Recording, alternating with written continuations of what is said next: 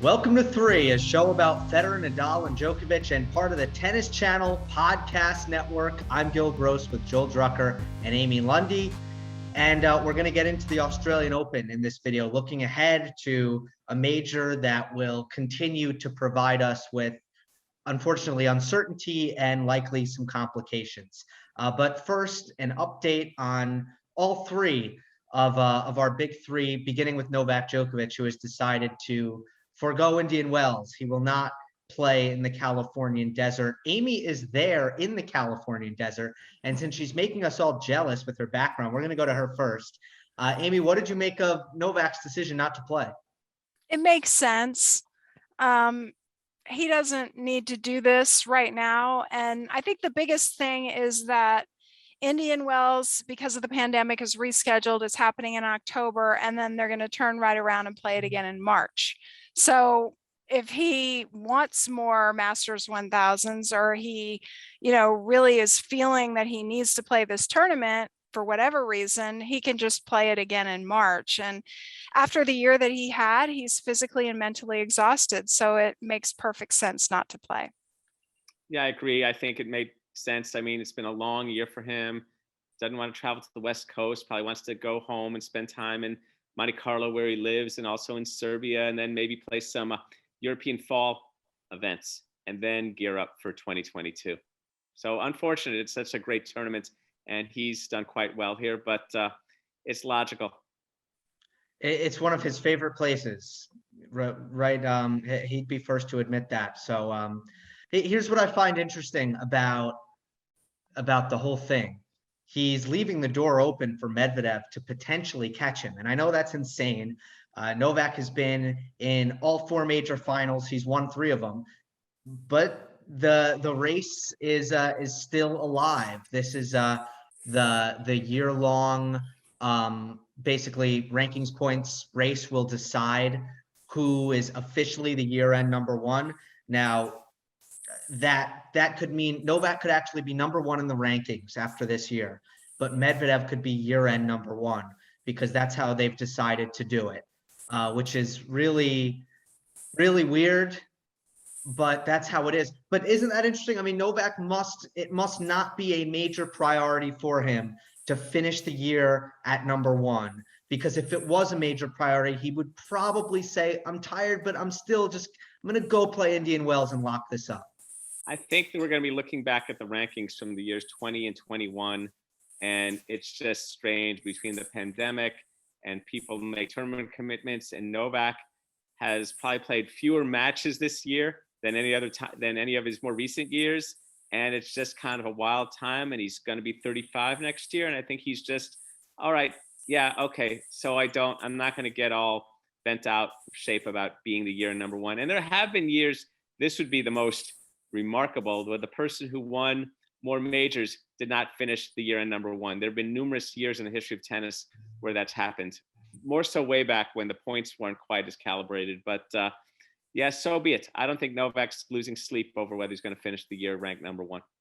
He already has the record for most weeks at number one, and it's like the number one year in number one stops making sense when Djokovic is not the number one at the end of the year that he's had. And it doesn't matter in the grand scheme. It doesn't matter in the big picture.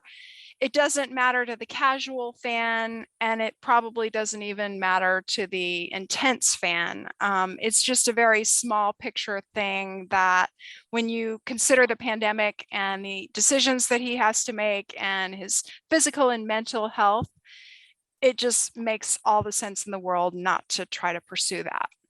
I think it used to matter. I think the beginning of what you just said, Amy, is the key, is that he already has the most weeks at number one, which is, I think we all agreed at the time, a record that we all find to be important and meaningful to Novak, right?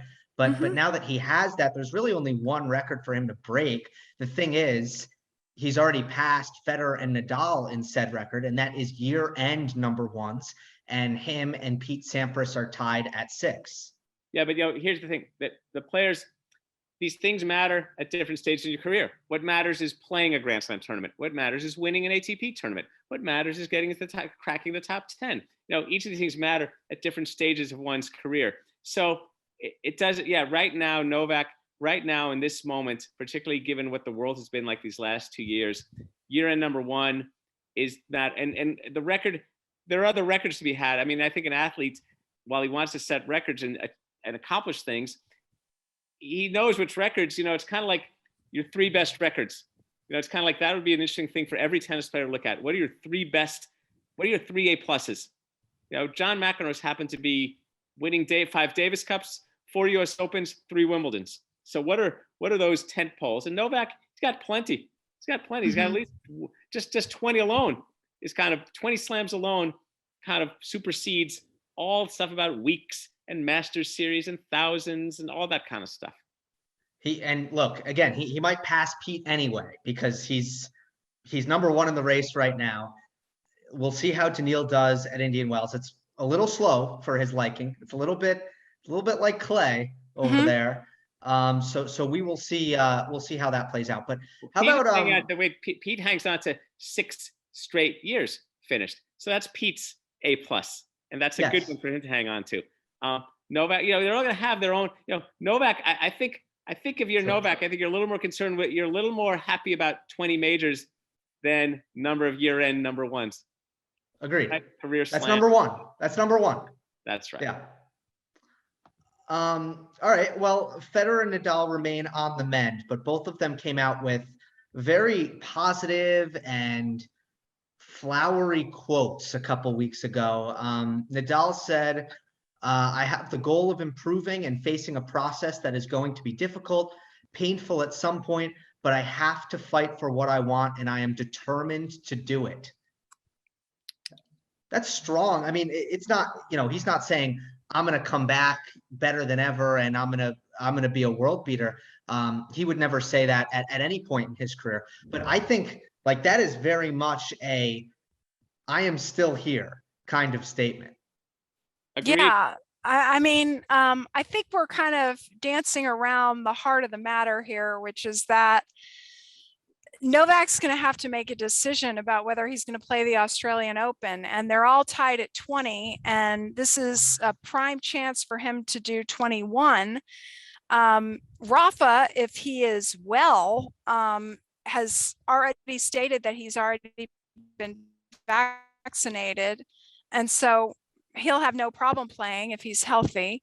There's a chance for him to grab 21. I mean, you're looking at some real decision making. And then the next one after that is Roland Garros, where despite the fact that Novak beat Rafa this year, you still have to think that Rafa will be a major contender there. So it's getting to be a real sticky wicket for Djokovic. Wait, the sticky wicket being, well, okay, so we want to segue. We want to talk about these statements a little more. Do you want to talk more? Well, yeah, I think let's attack the Australian Open, and that's going to be a big part of it. Yeah, I mean, we're kind of ignoring the big deal here. It's like a huge deal. Okay. He has to decide, Novak Djokovic has to decide as a person, and forget COVID. Before COVID, Novak opposed vaccines personally. If I can add something, he opposed the vaccine before the vaccine existed. Right. Other vaccines he opposed. No, that's right. Amy's right. Even before there was a pandemic. Right. Novak had spoken about that. As a parent, you have to decide whether or not to vaccinate your children. And it's actually kind of a big deal. And there's a lot of vaccines that come at you almost from day one.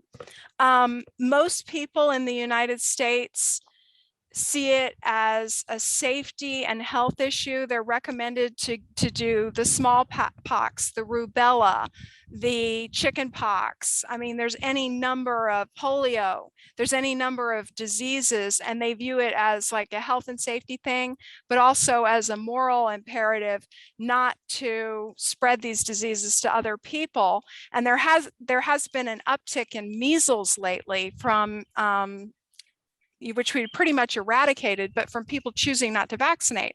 Now, that being said, it's really hard as a parent to see your child have a needle stuck in them from something that is man-made over and over and over again, starting from almost birth up until, I've got a 14-year-old and she was just vaccinated at her last visit. As a parent, it's harder than you think to make that decision. So even before the pandemic, Novak has gone on record saying that he's not a vaccine person. So he now is faced with this really difficult choice, this really hard conundrum, if indeed, as reported, Tennis Australia and the Australian government mandate vaccines for anyone competing in that Grand Slam. Which, by the way, Australian news sources have confirmed, which to me means people in Tennis Australia have leaked. I mean, because this is how this works, is when these things get in the media, it's not by accident. It means someone leaked it. People within Tennis Australia have leaked to outlets like The Age in Australia that it's very. I don't know if they've leaked it. I think it leaked implied that that's discreet, it's secret, and no one knows it. I mean, no one's gone on record, Joel. So it's a sources say, which means someone leaked it. And by the way, it's not if you read the wording in The Age, which is a great publication, it says very likely to require. Yeah, but I think that means Tennis Australia wants this out here right now. And I think that's because they're like, look, please nobody be taken by surprise here, because this is a very real possibility. And if you just look at what's been happening in Australia, I have a lot of concerns about the tournament even going on. But, if it does, it would be really difficult to imagine players being unvaccinated playing the Australian Open. Well, and this gets to the whole thing. You look at some of the other sports where there's some pretty high vaccination rates, and tennis is filled with contractors, with individual kind of solo contractors who incorporate themselves and go as they wish. And of course, and Novak is there too. So it's interesting to see. I'm curious also how this fits in with his vision of the PTPA. Is there a players union? Does that advocate on behalf of players? Do a number of players who don't wish to be vaccinated, do they say, okay, well, we're not going to come anyway? I mean, yeah, it is really interesting what's going to come down in the next few weeks, and how the Australian government and Tennis Australia, how communication goes on with them and with the players. But I think, the cues from the Australian government are pretty clear on this stuff. And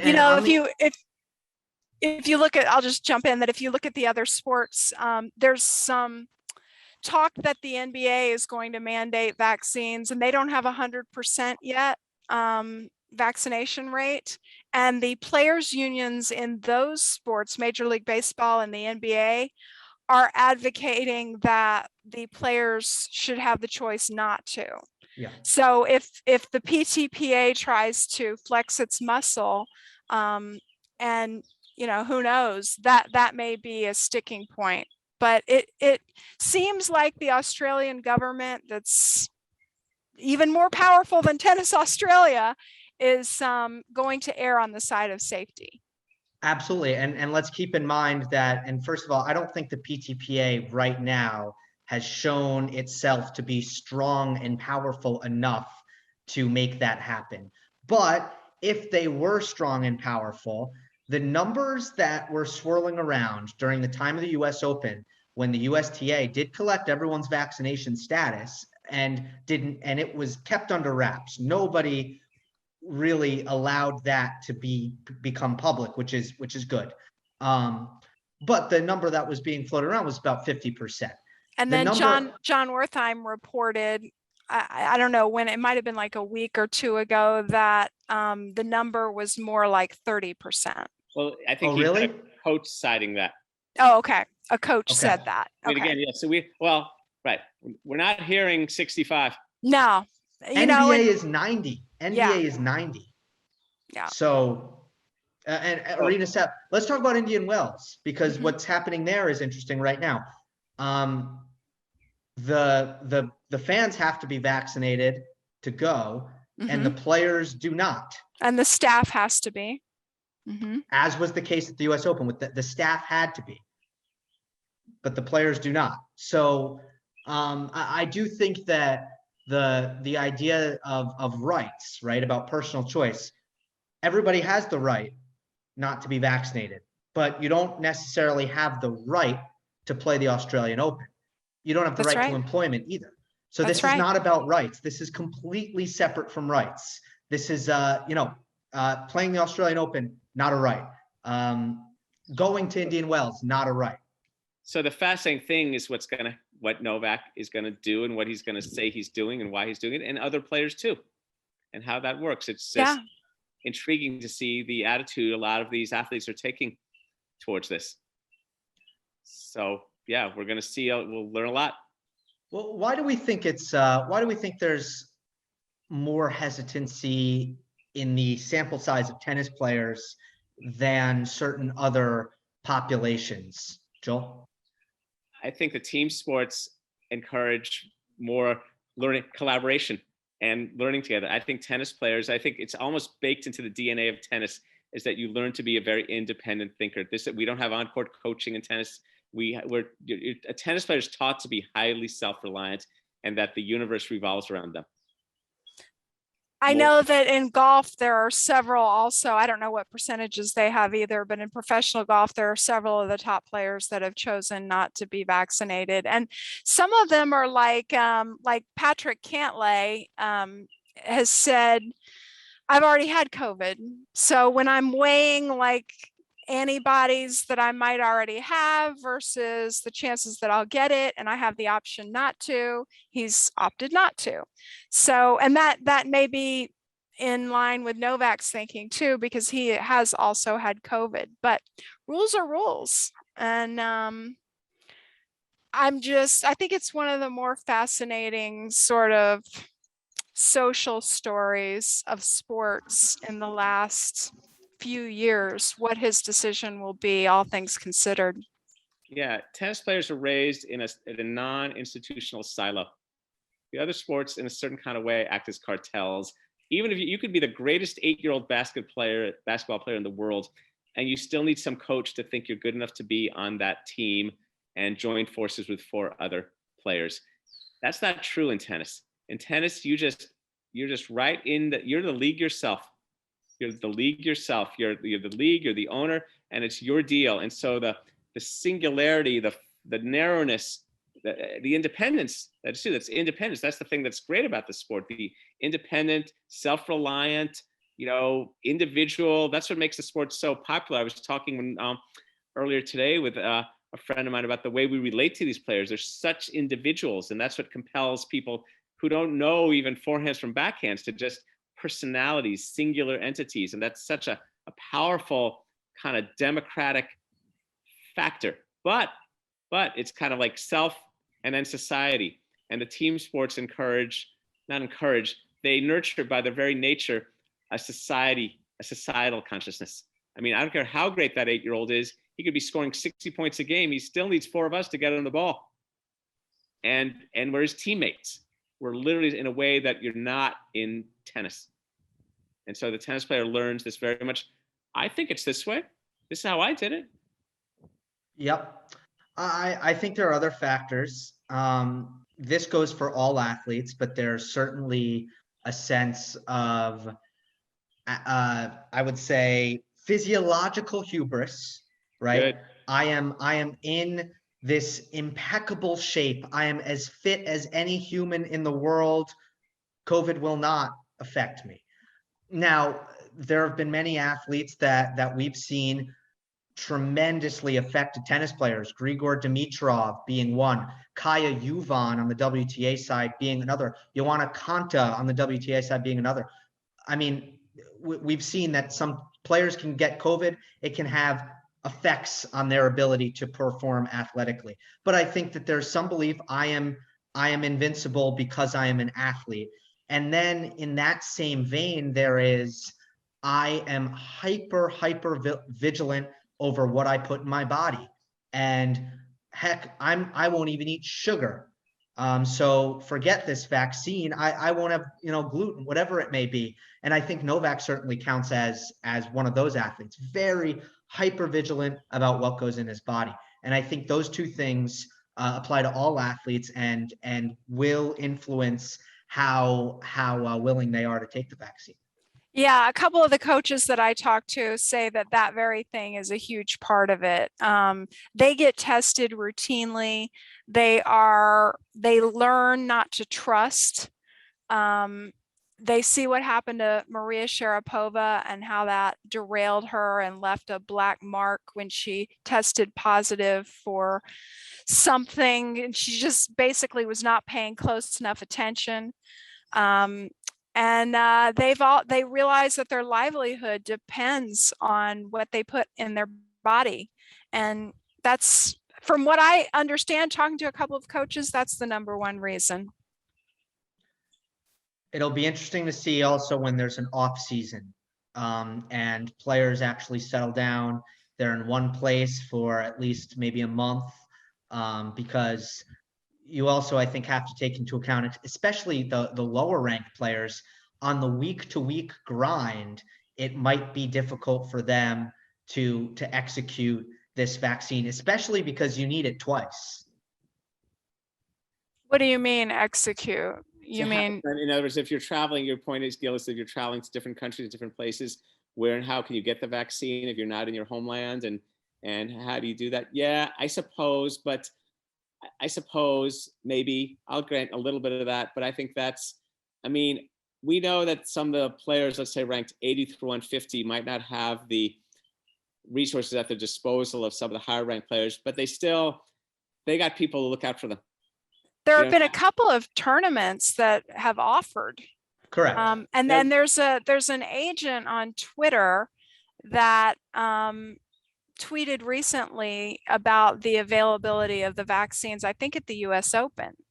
Mm-hmm. So if you were good enough to even be there for qualifying, you've had your opportunity. No arguing with that. Specifically, the tournaments have understood that challenge and responded by offering the vaccines there. Do we have any thoughts, though, on if the Australian Open can feasibly happen in its planned dates? Because they can't afford to hold. I mean, there were reports about how much money they lost last year. They cannot afford to hold the Australian Open without fans. And right now, they're still in lockdowns in Victoria. Yeah, so when I was out at the Indian Wells Tennis Garden earlier, I did get some information, I'll say a source, that one thing being considered is to create a bubble in Melbourne Park. So people who are entering Australia still have to do a quarantine, even if you've been vaccinated. So what Tennis Australia is working with the Australian government to do, apparently, according to my source, is create this bubble and then give the players the opportunity to train, to have social events and activities. You know, they might have soccer games, they might have karaoke, they'll have all kinds of food, and they'll serve their quarantine within that bubble, possibly at a hotel, you know, very close to Melbourne Park, and they'll keep them sealed. And then after the players that are participating complete their quarantine, then they will possibly hold some of these other lead up tournaments right there at Melbourne Park. Which sounds great, but of course you're talking, Gill, then about the economic aspect of these tournaments actually happening. These tournaments can happen, but then where's the fan part come in? Well, see, and that's where someone like Craig Tyler's going to say, you know what, he's got to take into account the Australian government. Look, we need to have a completely vaccinated populace, and the players need to know that, because the fans are going to do that, and that's how it's going to go in our country. I mean, it's like Craig Tyler, he's not in the position to tell the Australian government, oh, hey, we got these players, can they come in? It's okay if they test, that's okay. It's like the Australian government is making it clear, vaccinate. And so that's going to become the law of the land. That's the law of the land in Australia. And there aren't exceptions for world-class athletes. We're not doing that. So then becomes a question, it's like, okay, based on that, how do we also allow people to watch and pay money? Because you can only, you don't want to look at the balance sheet of the Australian Open, how they were able to even pull it off. So I have heard that the plan right now is, and again, this is like things that they're considering. It's not set in stone, but the plan is to allow fans as long as the Delta variant is not in a major outbreak. Good. It's the Good. only, I mean, I feel very confident saying it's the only way this tournament can be held, because you just can't take those losses again. And I think Tylee said that after the tournament.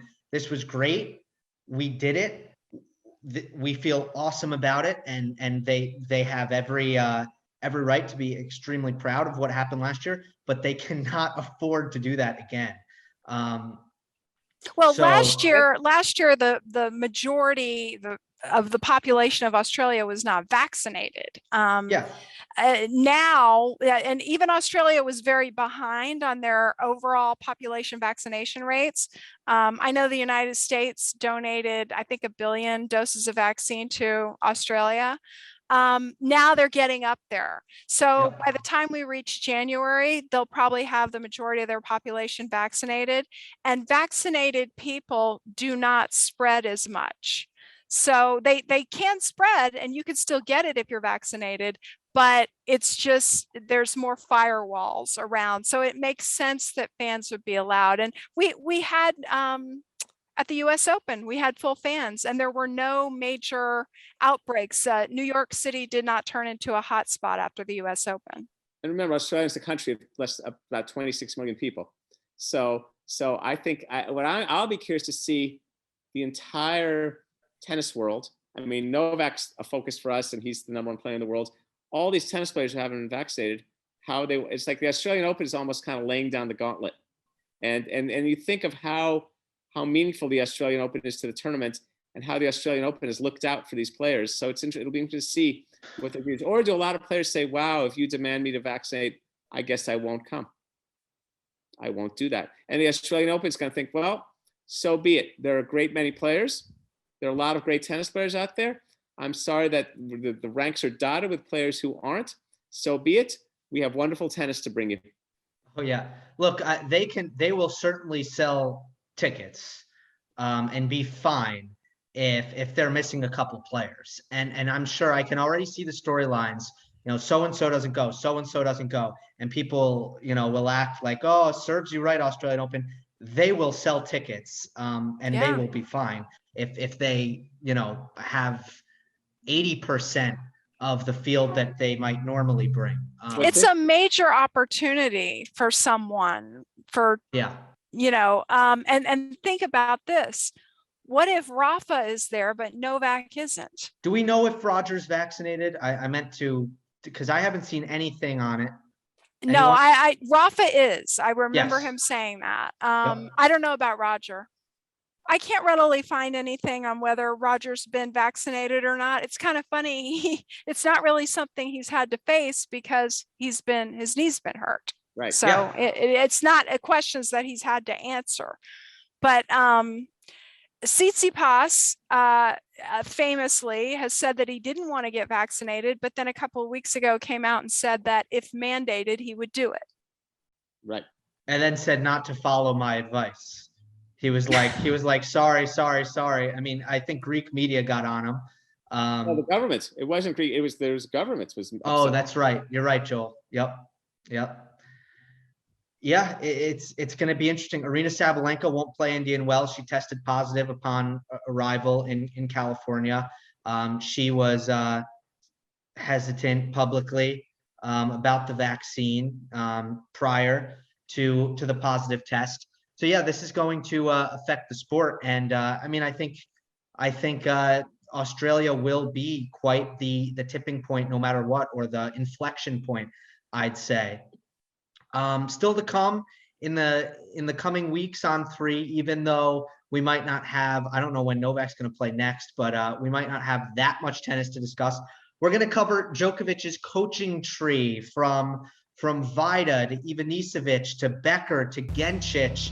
We did Tony Nadal, an episode a while back, so we're going to hit Djokovic, and then ultimately we're going to talk about Roger Federer and the coaching that he has received throughout his career as well. But that'll do it for this episode of 3. We hope that you remember we are available on all podcast platforms. Leave a rating and a review on Apple. And if you're watching on YouTube, like the video, leave a comment, and subscribe. We will see you next time on the next episode of 3.